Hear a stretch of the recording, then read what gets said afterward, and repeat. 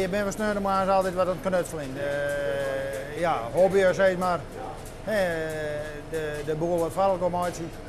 En dan nou ja, wat vlakbaar horen en wat noffelijk zitten en uitgebreid koffie drinken. En nou ja, zo pielen we hier wat om. Nou, ik weet het mooi en in de PDA zitten te praten over de oplossingen van de economie. Ja. Iedereen zei, nou dat is wel aardig, hè? Want zo moet je in de raam natuurlijk. En nou helemaal alleen de televisie zitten niet, hè? Ja. Ja.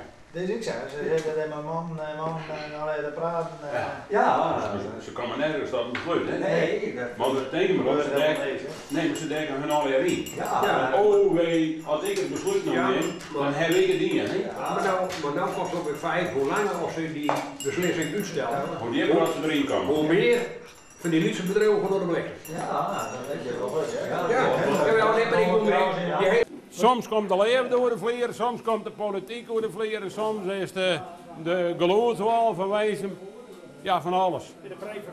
En de preek versnijden, dat maakt het dus echt niet uit, we hebben door alles. Ja. En nu maak ik weer even loskie. Maar waarom kom je hier elke sneun? Omdat het leuk is. En waarom is het leuk? Ja, waarom is het leuk? En dan gaat voetballen. No? Ja, maar waarom ga je hierin?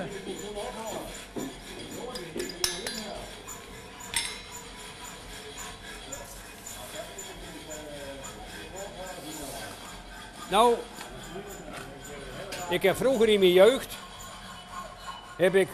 alle diploma's zelf voor smidswerk. En toen ik alle diploma's bij elkaar hier, toen ben ik 29 hier. En toen ging de smederij voor. Dus nu kan ik hier met mijn tijd weer wat bord vieren. Nou? Omdat dus vroeger een smederij hier, weer in gelegenheid om die machines weer met een aantal. Nou, en zo worden er hier al een aantal onbeen. En nou ja, dan had ik daar steeds maar een hokje voor verbouwd om dat te behouden, zeg maar. Dat is wel leuk, gewoon leuk. Net meer en minder, geen commerciële achtergrond of zo.